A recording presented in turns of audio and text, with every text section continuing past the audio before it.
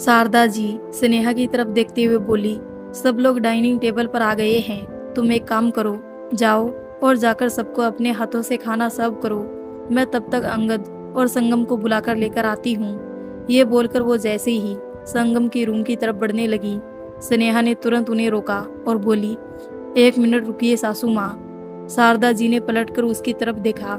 स्नेहा उनके बिल्कुल करीब आई और थोड़ा हिचकिचाकर बोली, आपसे एक बात कहूँ सासू माँ। शारदा जी ने सवालिया नजरों से उन्हें देखा।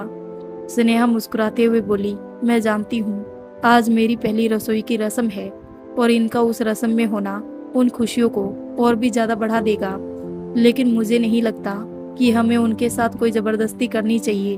अगर वो रस्म में नहीं आना चाहते तो कोई प्रॉब्लम नहीं, आज नहीं तो कल मेरे हाथों से बना हुआ खाना ये जरूर खाएंगे, ये मेरा यकीन है। लेकिन अगर आज ये जबरदस्ती वहां पर आएंगे तो ना ही ये खुश होंगे और ना ही मैं। आप फिक्र मत कीजिए, मुझे सच में बुरा नहीं लगेगा। हाँ, अगर संगम आता तो मुझे सच में बहुत खुशी होती, लेकिन कोई बात नहीं, वो अपने डैड के साथ फिलहाल अंदर है तो उसे रहने दीजिए। शारदा जी ने उसके गाल पर अपना हाथ रखा और मुस्कुराते हुए बोली, मैं जानती हूँ बेटा, तुम ये बात क्यों कह रही हो। फिक्र मत करो, मैं अंगद के साथ कोई जबरदस्ती नहीं करूंगी। फिलहाल तुम जाओ, मैं अभी आती हूँ। स्नेहा अब उन्हें क्या ही बोल सकती थी, इसलिए वो बस चुपचाप अपना सिर हिलाकर डाइनिंग टेबल की तरफ बढ़ गई। निया भी डाइनिंग टेबल पर आ चुकी थी। वही शारदा जी ने अब संगम के रूम का दरवाजा खोला और अंदर की तरफ आई। वहां अंगद अभी भी संगम को अपनी गोद में लेकर बैठा था। शारदा जी अंगद की तरफ देखते हुए बोली, ये सब क्या है अंगद। अंगद ने नजर उठाकर उनकी तरफ देखा और बोला, मैं फिलहाल आपसे कोई बात नहीं करना चाहता हूँ मोम, तो प्लीज आप यहाँ से चली जाइए। मैं नहीं चाहता मैं आपको डिसरिस्पेक्ट करूँ। शारदा जी गुस्से से बोली, नहीं, तुम जो चाहते हो तुम वो कर सकते हो अंगद। वैसे भी तुम आज तक वही करते आए हो जो तुम करना चाहते हो। तुमने हमारी कभी सुनी ही नहीं, तो आज भी हम तुमसे उम्मीद नहीं करेंगे। लेकिन इतना जान लो कि स्नेहा से तुम्हारी शादी हो चुकी है। तुम्हारी इन हरकतों से अब वो शादी टूट नहीं जाएगी। तुम बेशक मानो या ना मानो, लेकिन स्नेहा संगम की माँ बन चुकी है।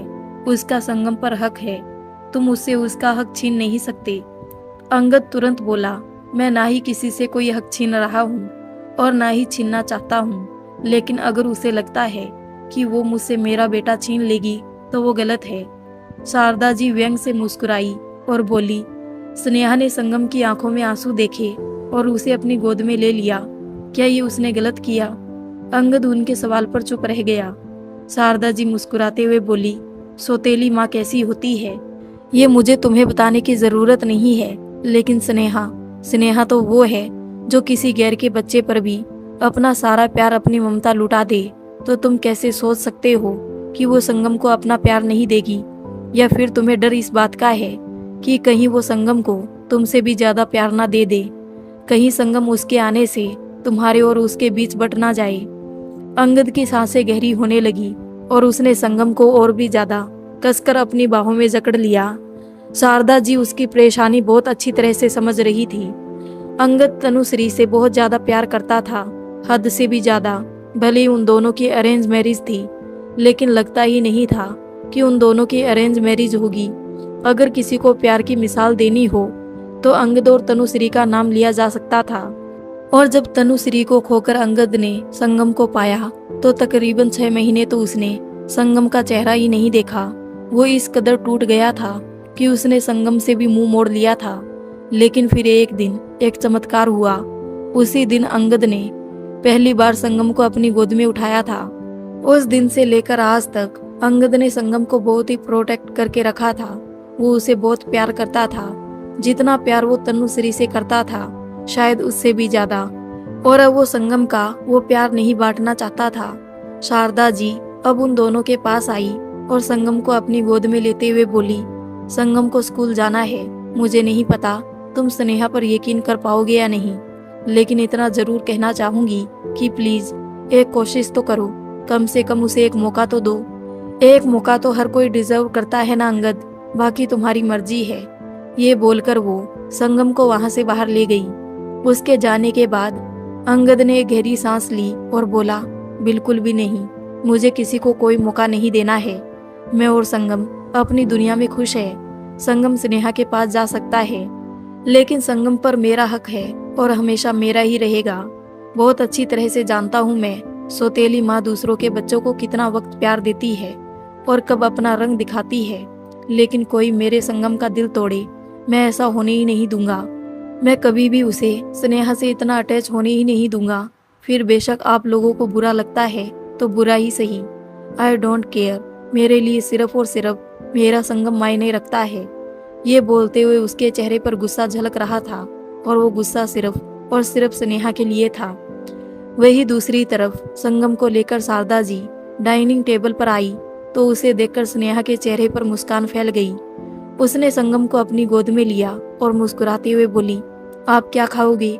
संगम तुरंत बोला, जो आप खिलाओगी स्नेहा माँ, बस आप मुझे अपने हाथों से खिलाना, मुझे आपके हाथों से खाना है। स्नेहा मुस्कुराई और बोली, क्यों नहीं।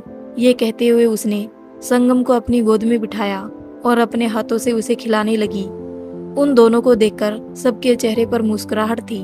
तभी सुमित्रा जी बोल पड़ी, शुरुआत में हर सौतेली माँ बच्चों को ऐसा ही प्यार देती है, लेकिन बाद में बदल जाती है। तुम तो नहीं बदलोगी ना स्नेहा? उनका सवाल सुनकर सब हैरानी से उसकी तरफ देखने लगे। किशोर जी तुरंत बोले, कैसी बातें कर रही हो तुम सुमित्रा? तुम ऐसा सवाल भी कैसे कर सकती हो? सुमित्रा जी जल्दी से अपनी बात संभालते हुए बोली, मैंने गलत क्या कह दिया? मैं तो बस सवाल ही कर रही थी।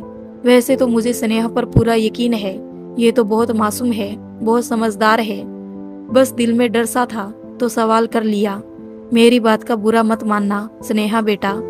स्नेहा मुस्कुराई और बोली, मैं आपकी बात का बुरा नहीं मानूंगी चाची जी, लेकिन आप मुझे संगम की सौतेली माँ मत कहिएगा। मेरे संगम की सिर्फ एक ही माँ है और वो है उसकी अपनी स्नेहा माँ। ये बोलते हुए वो संगम को प्यार से दुला रही थी। उसकी ये बात सुनकर अभी अभी संगम के रूम से बाहर निकला अंगद गुस्से से लाल हो उठा।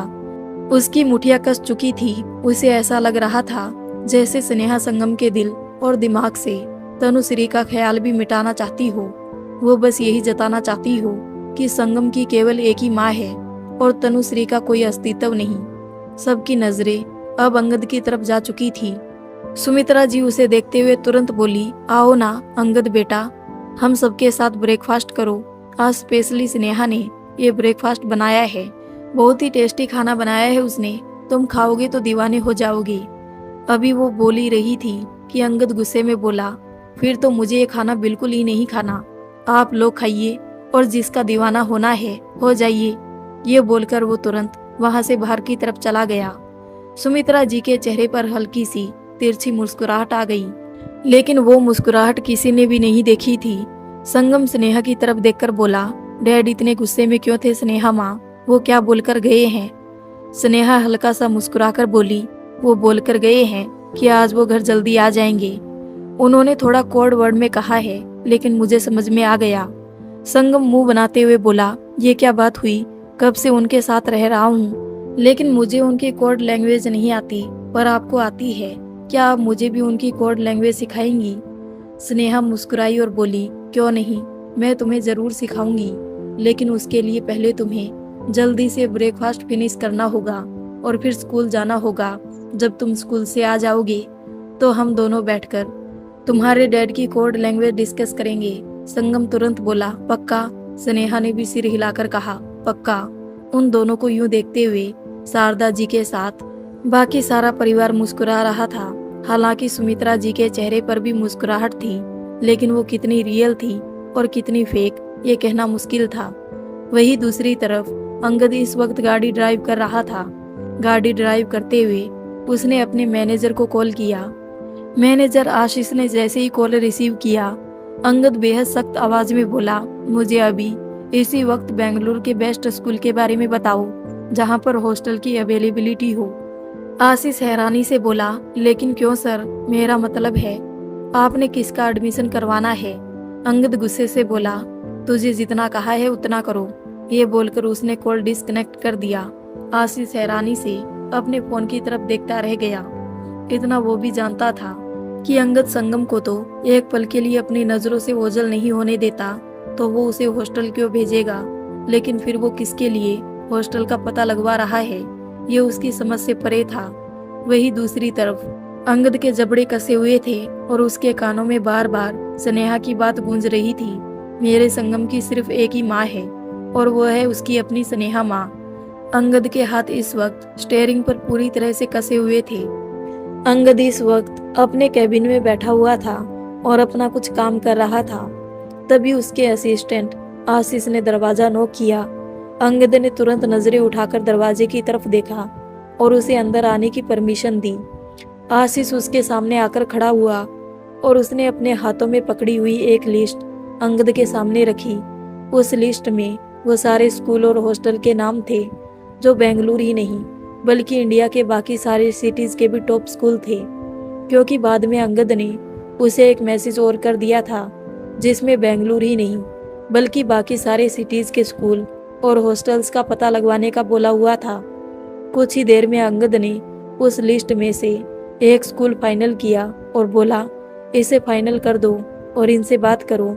मैं जल्द से जल्द इसके प्रिंसिपल से मिलना चाहता हूँ। जब सब चीज फाइनल हो जाएगी तभी मैं संगम को लेकर वहां आऊंगा। ऐसा करो, मेरी एक मीटिंग बुक कर दो और उसके हिसाब से प्राइवेट जेट भी शेड्यूल कर देना।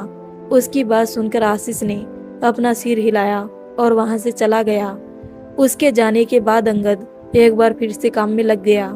वही दूसरी तरफ स्नेहा अपने रूम में थी और अपना सारा सामान सेट कर रही थी। अभी तक उसने अपने कपड़ों को सेट नहीं किया था और अब वो सारा सामान क्लोजेट में रखने का सोच रही थी। क्लोजेट में ऑलरेडी थोड़ा सामान रखा हुआ था। उसने उस सामान की तरफ देखते हुए कहा, लगता है ये सारा सामान इनकी पहली बीबी का है। अब मैं क्या करूं? अगर ये सामान यहाँ रखा रहेगा तो मैं अपना सामान कहाँ रखूंगी? और अगर सूटकेस में सामान रखूंगी तो मैं रोज परेशान होती रहूंगी। मुझे कुछ तो करना पड़ेगा।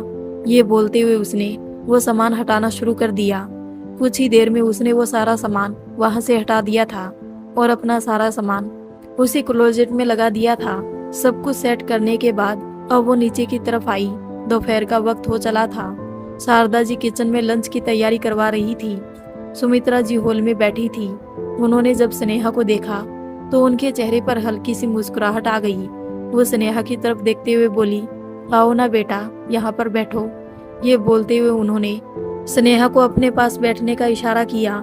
स्नेहा मुस्कुराते हुए उनके पास आकर बैठी। सुमित्रा जी उसकी तरफ देखते हुए बोली, मैंने सुना है कि अंगद का रिश्ता तुम्हारे पास आने से पहले तुम्हारे 4-5 रिश्ते टूट गए थे। बुरा मत मानना, मैं बस वैसे ही पूछ रही हूँ। स्नेहा के चेहरे पर थोड़ी हिचकिचाहट आ गई थी, लेकिन वो फिर भी हल्का सा मुस्कुराई और बोली, जी चाची जी।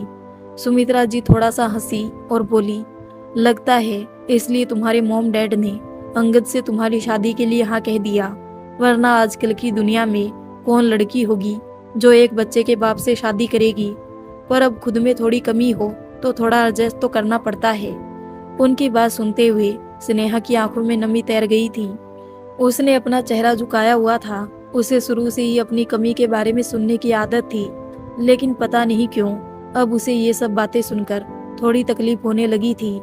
पहले कोई मुंह पर ऐसे नहीं बोलता था सिवाय उसकी दादी के, लेकिन सुमित्रा जी के बोलने का तरीका सच में बहुत अजीब था। तभी शारदा जी वहां पर आई और बोली, कोई कमी नहीं है मेरी स्नेहा में। मेरी स्नेहा के अंदर तो बल्कि एक चीज ऐसी है जो जितनी होनी चाहिए उससे भी ज्यादा है, और वो है उसके अंदर का स्नेह। ये बोलते हुए उन्होंने स्नेहा के गाल पर अपना हाथ रखा। स्नेहा ने मुस्कुराते हुए उनकी तरफ देखा। शारदा जी मुस्कुराई और बोली, मैंने आज तुम्हारे लिए तुम्हारी फेवरेट आलू गोभी बनाई है, तुम्हें पसंद है ना? स्नेहा का चेहरा एकदम से खिल गया और वो बोली, लेकिन आपको कैसे पता सासू माँ? शारदा जी मुस्कुराई और बोली, बस तुम्हारी मॉम से पूछा। 10-15 मिनट में सारा खाना बन जाएगा, उसके बाद अच्छे से खाना। तब तक संगम भी आ जाएगा, उसे भी फिर तुम अपने हाथों से खिलाना। स्नेहा उनकी बात सुनकर मुस्कुराई। शारदा जी अब उसे देखते हुए बोली, एक काम करो, तुम जाकर संगम का रूम थोड़ा सेट कर दो। काफी दिनों से उसके रूम की सेटिंग हुई नहीं है। स्नेहा अपना सिर हिलाकर वहां से चली गई। जब वो अपनी जगह से उठी और संगम के रूम में जाने लगी तो सुमित्रा जी की गहरी नजरें उसके पैर पर थी। वो हल्का हल्का दबाकर चल रही थी ताकि सामने वाले को ज्यादा पता ना चले। कि वो लड़खड़ाकर चलती है। उनके चेहरे पर एक बार फिर से तिरछी मुस्कुराहट आ गई थी। वही शारदा जी अब सुमित्रा जी के सामने बैठी और बोली, मैं जानती हूँ सुमित्रा कि तुम दिल की बुरी नहीं हो, बस कभी कभी बातें ऐसी कर जाती हो, लेकिन थोड़ा तो खुद पर कंट्रोल करो। स्नेहा पहले से परेशान है। अंगद ने उससे शादी तो कर ली, लेकिन अब वो इनसिक्योर हो रहा है। उसकी इनसिक्योरिटी भी गलत नहीं है। उसने खोया है इतना कुछ, इसलिए अब हर एक चीज को खोने से डरने लगा है। ऐसे में हमें स्नेहा को सपोर्ट करना चाहिए, और तुम हो कि उसे इधर उधर की बातें सुना रही हो। सुमित्रा जी तुरंत बोली, आप मुझे गलत समझ रही है दीदी, मैंने ऐसा कुछ भी नहीं किया।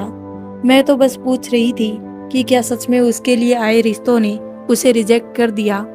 शारदा जी तुरंत बोली, कोई किसी को रिजेक्ट नहीं कर सकता सुमित्रा।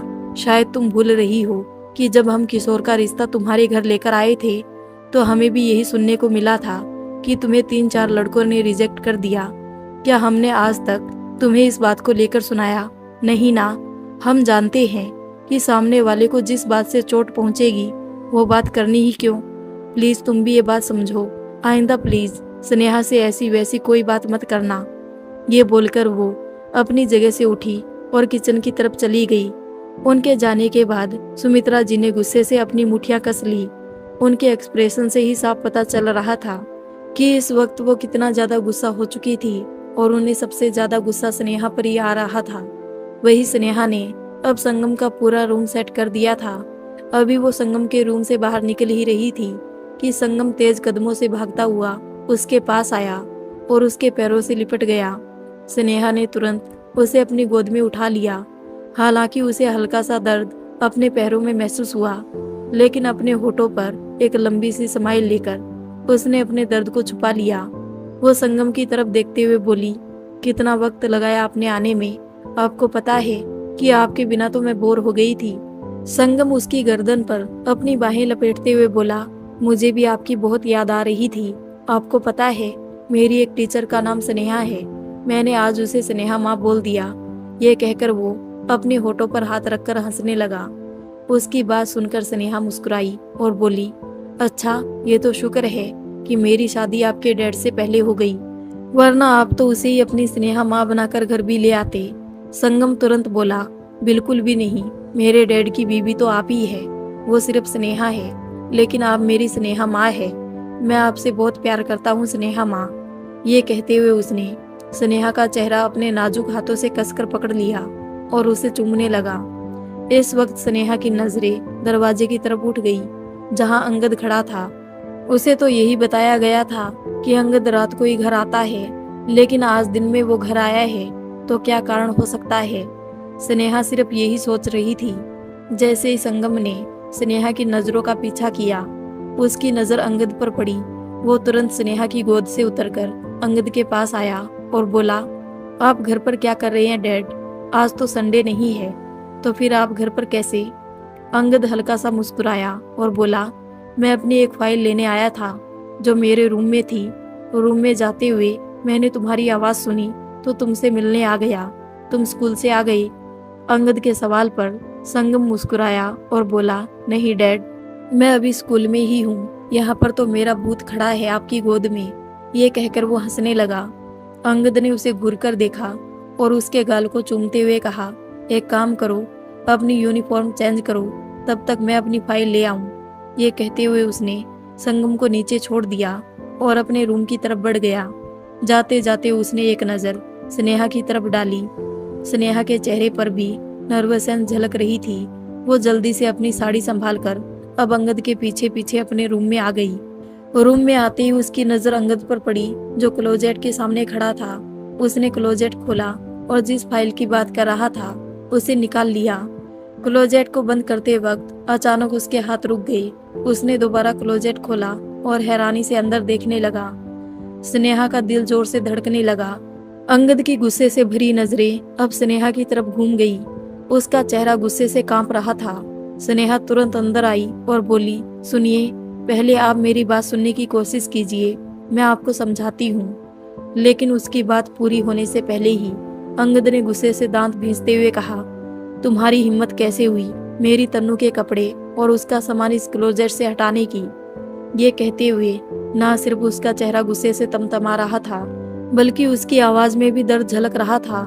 स्नेहा ने एक बार फिर से कहा, आप प्लीज मेरी बात सुनने की कोशिश तो कीजिए, मैं आपको समझाती हूँ। लेकिन इससे पहले कि वो कुछ और कह पाती, अंगद उसके पास आया और अगले ही पल उसने स्नेहा पर हाथ उठा दिया।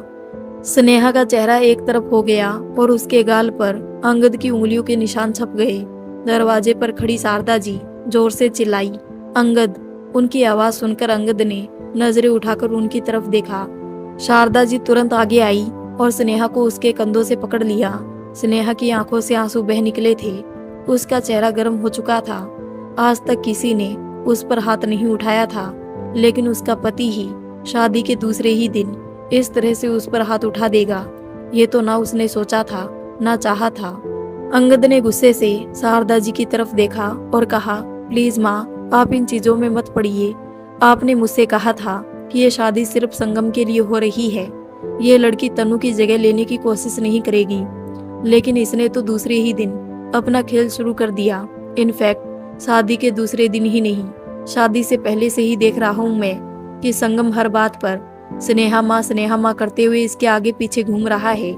ये लड़की आपके सामने जितनी मासूम बनती है ना, उतनी मासूम है ही नहीं। जरूरी नहीं कि अगर किसी में कोई कमी हो तो वो मासूम होगा। आजकल तो लोग चेहरे से मासूम लगते हैं, लेकिन उनका दिमाग कितना चालाक होता है, इसका अंदाजा लगाना बहुत मुश्किल होता है। शारदा जी गुस्से से चिल्लाई, बस अंगद, बस, बहुत हो गया। अब अगर एक लफ्ज भी तुमने कहा तो इसके आगे वो कुछ कहती।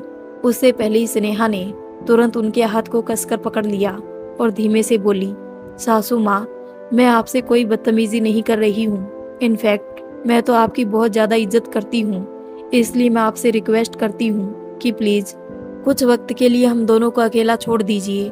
स्नेहा की बात सुनकर शारदा जी हैरान रह गई, लेकिन उन्होंने कुछ नहीं कहा, बस चुपचाप रूम से बाहर चली गई।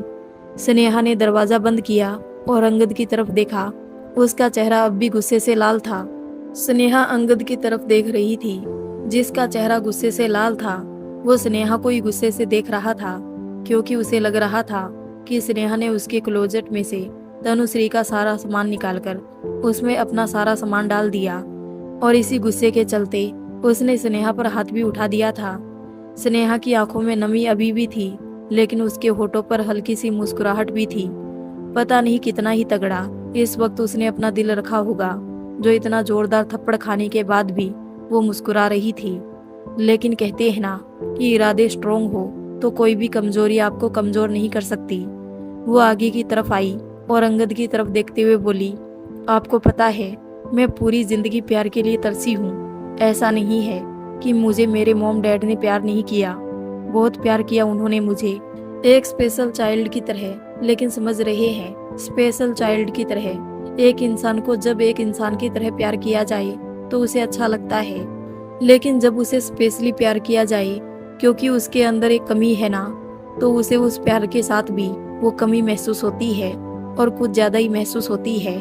और जो इंसान खुद प्यार के लिए तड़पता हो ना, वो दूसरों के प्यार की वैल्यू करना बहुत अच्छी तरह से जानता है। मैं जानती हूँ तनुश्री आपकी पहली बीवी थी और बेहद प्यार करते हैं उनसे, अच्छी बात है, अपनी बीवी से प्यार करना भी चाहिए। लेकिन उसके लिए ये जो आपने मुझ पर हाथ उठाया, इससे जरा सी तकलीफ हुई मुझे, पर कोई बात नहीं। अंगद गुस्से से बोला, मेरे सामने ड्रामा मत करो।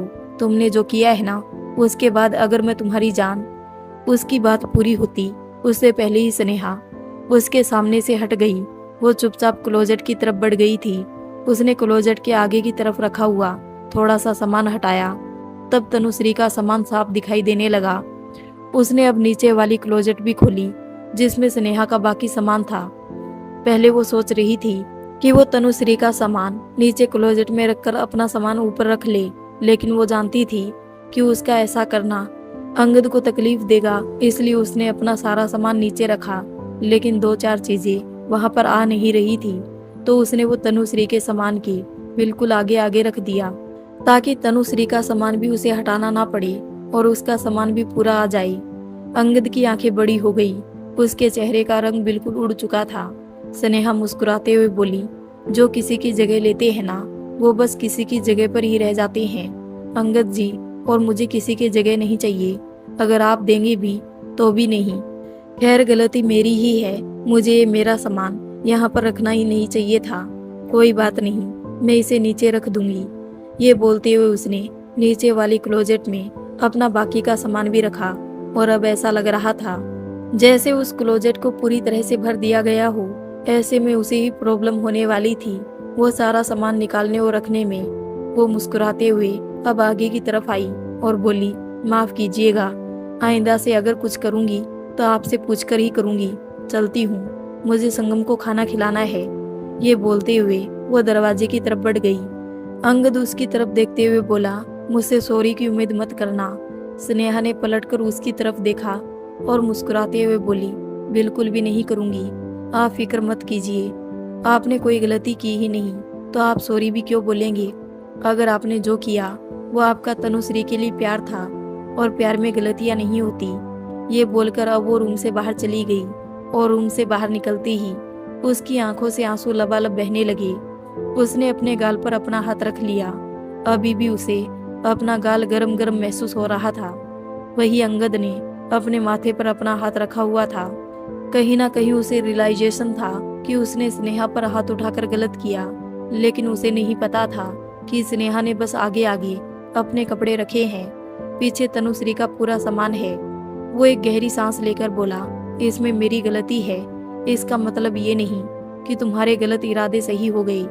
लेना तो तुम तनुश्री की जगह चाहती हो ना, लेकिन सामने से नहीं ले सकती हो, इसलिए पीछे से कोशिश कर रही हो। पर मैं तुम्हारी कोशिश कामयाब नहीं होने दूंगा। पर गलती सिर्फ तुम्हारी नहीं है, गलती तो मेरी है। ये सब कुछ जानते हुए भी कि तुम संगम को अपने कंट्रोल में कर रही हो, मैंने फिर भी तुमसे शादी की। मुझे तुमसे शादी करनी ही नहीं चाहिए थी, लेकिन जो गलती मुझसे हो गई वो मैं सुधारूंगा। मैं संगम को तुमसे दूर रखूंगा, इससे पहले कि उसे तुम्हारी आदत लग जाए और फिर तुम उसे अपना हथियार बनाकर मुझसे प्यार लेने की कोशिश करो। मैं संगम को तुमसे दूर कर दूंगा, बिकॉज आई नो एक सौतेली माँ कभी भी असली माँ की तरह प्यार नहीं दे सकती। ये बोलते हुए उसके चेहरे पर गुस्सा साफ झलक रहा था। वही दूसरी तरफ स्नेहा मुस्कुराते हुए नीचे की तरफ आई। उसने संगम के लिए एक प्लेट में खाना डाला और उसे खिलाने के लिए उसके रूम में जाने लगी तो शारदा जी ने तुरंत उसे रोका और बोली, तुम रहने दो स्नेहा, मैं उसे खिला दूंगी। तुम ऐसा करो, तुम थोड़ी देर आराम कर लो। उनकी बात सुनते हुए स्नेहा मुस्कुराई और बोली, मैं जानती हूँ सासू माँ, आप ये क्यों बोल रही है। आप फिक्र मत कीजिए, मैं बिल्कुल ठीक हूँ। और वैसे भी मैंने सुना है कि कुछ रिश्तों की तकरार नोक-झोंक से होती है। शायद मेरे और उनके रिश्ते की शुरुआत भी नोक-झोंक से ही हो रही है। शारदा जी तुरंत बोली, क्या ये सब जो हुआ वो सिर्फ एक नोक-झोंक था? उसने हाथ उठाया है तुम पर और तुम हो कि। उनकी बात पूरी होती उससे पहले ही स्नेहा मुस्कुराते हुए बोली, क्या हुआ अगर उन्होंने हाथ उठा भी दिया तो सासू माँ, बीबी हूं ना मैं उनकी। देखना एक दिन गिन गिन के बदले लूंगी। ये बोलते हुए वो मुस्कुराई तो शारदा जी भी मुस्कुरा दी। वो स्नेहा के बिल्कुल पास आई और उसके सिर पर अपना हाथ रखकर प्यार से उसे दुलारते हुए बोली, मेरी बच्ची, मुझे नहीं पता अंगद तुमसे ऐसा क्यों पेश आता है, लेकिन मेरा यकीन करो वो सच में ऐसा नहीं है। किसी पर हाथ उठाना तो दूर, वो किसी को कड़वी नजरों से देखता तक नहीं था। जैसे तुम होना स्नेह से भरी, वैसे ही मेरा अंगद भी बड़ा ही दिल खुश था, एकदम हंसमुख और मस्त मौला। पर जब से तनुश्री गई है तब से जैसे उसके होठों की मुस्कुराहट ही उससे दूर चली गई। बस अब मुस्कुराता भी है तो कभी कभी संगम के सामने, और वो भी झूठा। स्नेहा फीका सा मुस्कुराई और बोली, आप फिक्र मत कीजिए सासू माँ, देखना एक दिन वो सबके सामने मुस्कुराएंगे और वो भी दिल से। अब मैं जाती हूँ संगम को खाना खिलाने, कहीं वो बाद में मुझसे गुस्सा ना हो जाए। शारदा जी मुस्कुराई और बोली, जाओ जाओ जल्दी से जाओ। वो बोलकर पीछे हट गई और स्नेहा तुरंत संगम के रूम में चली गई। जब वो संगम के रूम में आई तो देखा कि संगम बिस्तर पर सो चुका था। शायद सुबह जल्दी उठने की वजह से अब उसे नींद आ गई थी। स्नेहा ने उसे अपनी गोद में उठाया और उसे जगाते हुए बोली, उठो ना संगम बेटा, तूने कहा था ना कि तुम्हें भूख लगी है, लेकिन अब मैं तुम्हारे लिए खाना लेकर आई तो तुम सो गए। अपनी आंखें खोलो ना। संगम जो नींद से जग चुका था वो अपनी आंखें खोले बिना बोला, नहीं, मैं अपनी आंखें नहीं खोलूंगा स्नेहा माँ, पहले आप जाकर डैड को बुलाकर लेकर आइए, तब तक मैं उनका चेहरा नहीं देखता, तब तक मैं अपनी आंखें नहीं खोलूंगा। उसकी बात सुनकर स्नेहा हैरान रह गई। भला अब वो अंगद को कैसे बुला सकती थी? अंगद तो ऑफिस भी जा चुका था, उसने उसे जाते हुए देखा था। वो जल्दी से बोली, लेकिन आपके डैड तो ऑफिस चले गए संगम, अब वो रात को आएंगे तो आप क्या रात तक यूं ही अपनी आंखें बंद करके बैठे रहोगे या फिर खाना नहीं खाओगे? संगम मुंह बनाते हुए बोला, पर मुझे भूख लगी है स्नेहा माँ, और मुझे खाना भी खाना है, लेकिन मैं अपनी आंखें तभी खोलूंगा जब मैं डैड का चेहरा देखूंगा। आप एक काम कीजिए, मुझे डैड से वीडियो कॉल करवा कर दीजिए, जब मुझे फोन पर उनका चेहरा दिखेगा तो मैं अपनी आंखें खोल दूंगा। स्नेहा उसकी बात सुनकर अब और भी ज्यादा सोच में पड़ गई। उसने तो सिर्फ एक ही बार अंगद को कॉल किया था और उस वक्त भी अंगद ने उसका कॉल नहीं उठाया था, तो क्या अब वो उसका कॉल उठाएगा? ये सोचते हुए उसके चेहरे पर भी नर्वसनेस झलक रही थी, लेकिन कुछ सोचते हुए उसने अंगद को वीडियो कॉल मिला दिया। स्नेहा संगम को उठा रही थी, लेकिन संगम अपनी आंखें ही नहीं खोल रहा था। संगम अंगद को देखने की जिद कर रहा था, क्योंकि वो जब भी सोकर उठता था तो अंगद को देखकर ही अपनी आंखें खोलता था। इसलिए उसने स्नेहा को आइडिया दिया था कि वो अंगद को वीडियो कॉल करे, और अब स्नेहा ने अपने फोन से अंगद को वीडियो कॉल मिला दिया था।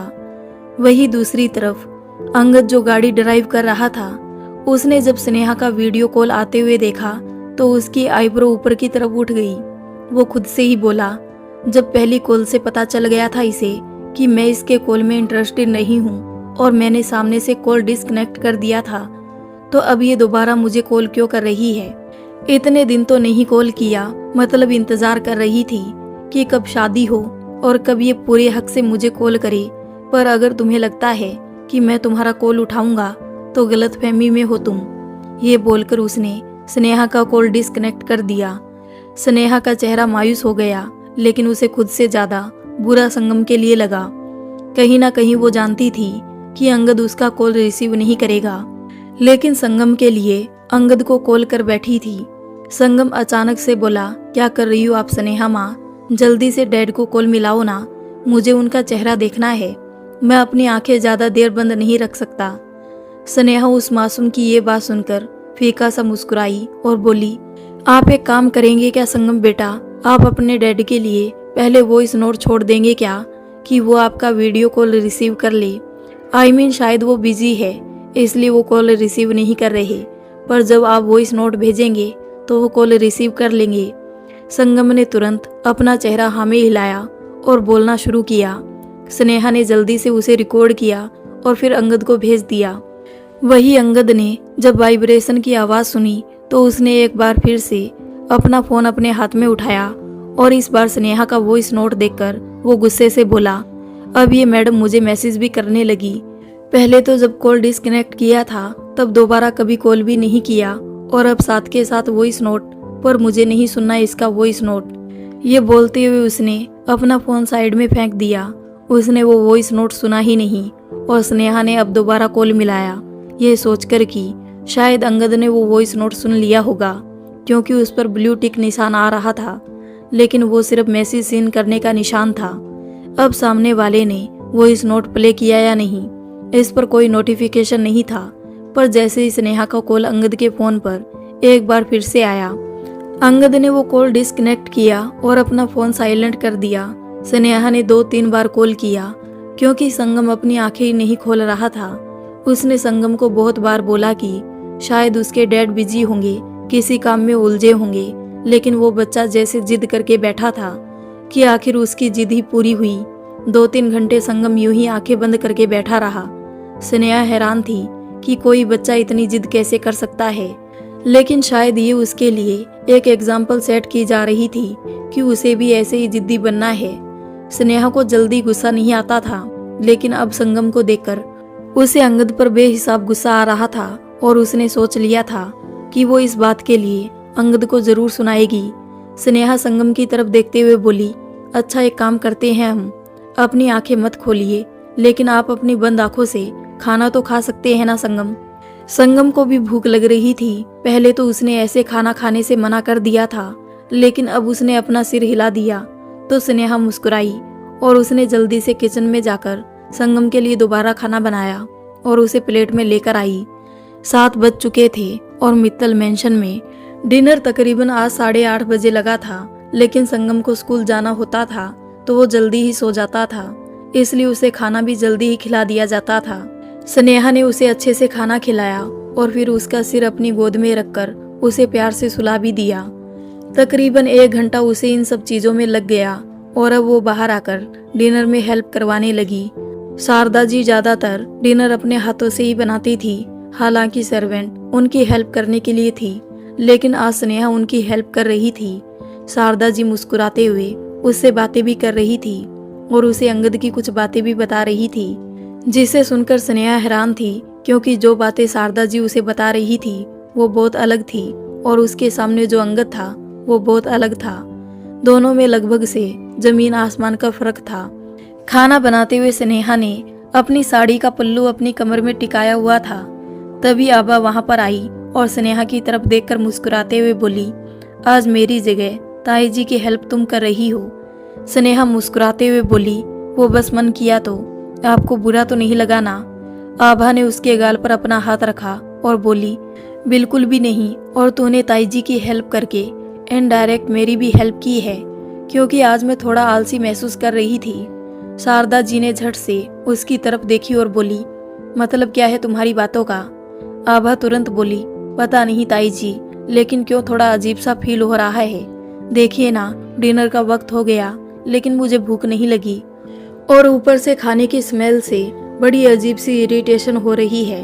शारदा जी जो खाना बाउल में डाल रही थी, अचानक ही उनके हाथ रुक गए और वो हैरानी से आभा की तरफ देखने लगी। उनकी नजरें खुद पर महसूस कर आभा के चेहरे पर हल्की सी नर्वसनेस आ गई। वही शारदा जी तुरंत उसके पास आई और उसके माथे को छूकर देखने लगी। वो मुस्कुराते हुए बोली, मुझे लगता है तुम्हें डॉक्टर के पास जाना चाहिए। आभा तुरंत बोली, लेकिन मुझे कोई प्रॉब्लम। उसकी बात पूरी होती उससे पहले ही शारदा जी मुस्कुराई और बोली, प्रॉब्लम की बात नहीं है आभा, ये तो बिल्कुल खुशी की बात है, बस एक बार डॉक्टर से कन्फर्म कर लेना।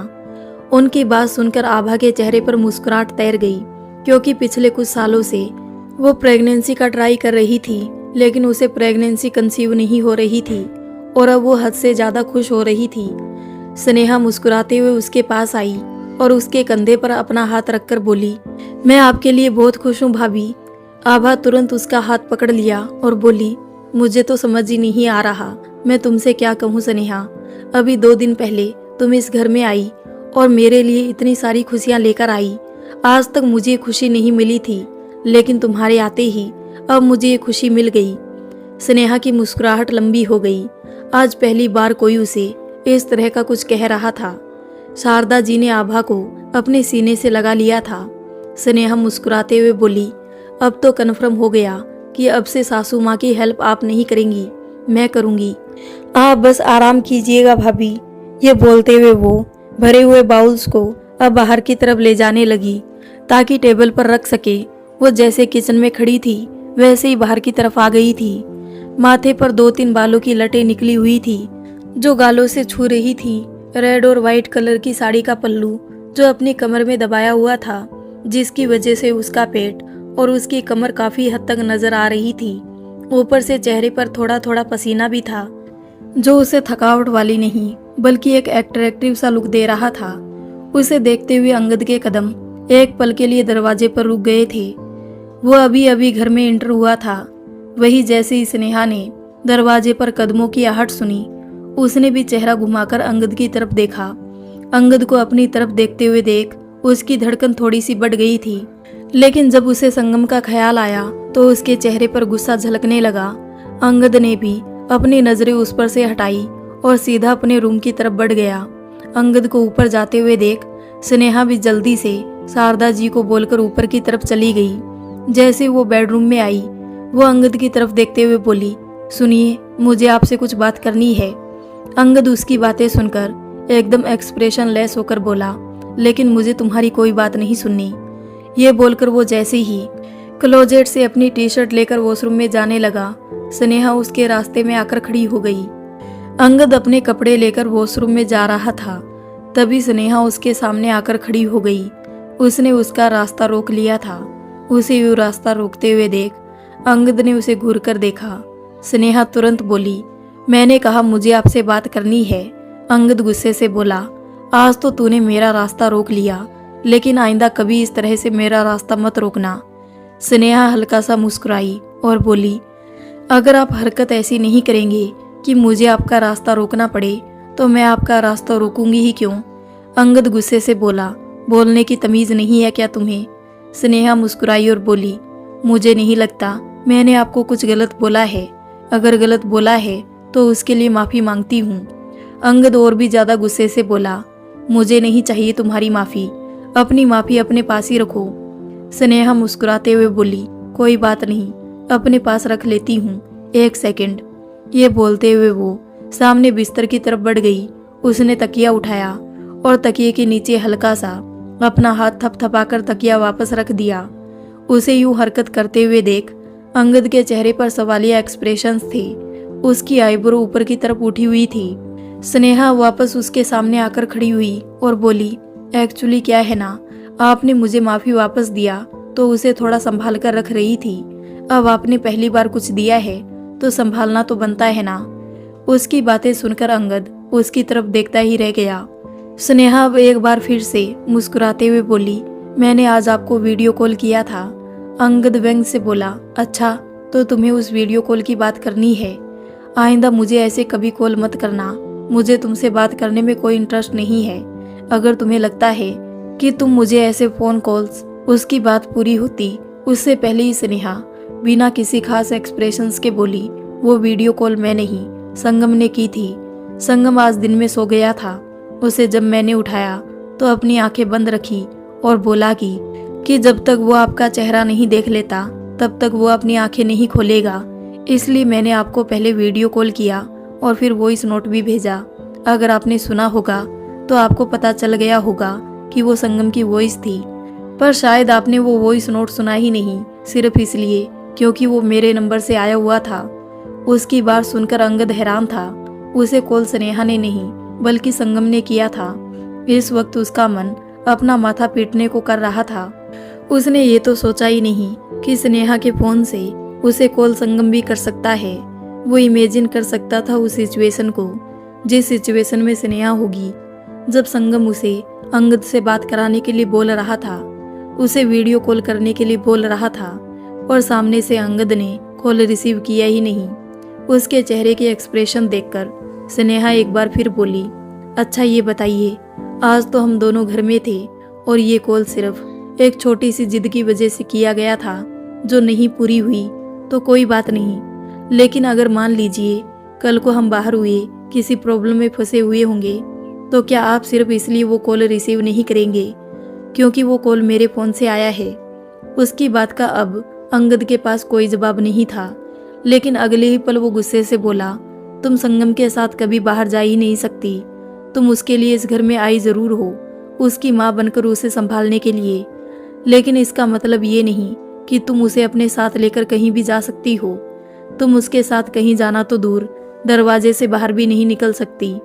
अंगद की ये बात सुनकर स्नेहा और भी ज़्यादा हैरान हुई। वो तुरंत बोली, और आप ये कैसे डिसाइड कर सकते हैं कि मुझे उसके साथ कहीं बाहर नहीं जाना है? वो मेरा भी बेटा है। मैं जानती हूँ आपको ये बात कड़वी लगेगी, लेकिन हाँ, वो मेरा भी बेटा है। आप चाहते हैं मैं उस पर हक नहीं जताऊँ, लेकिन मैं उस पर अपना हक जताऊंगी।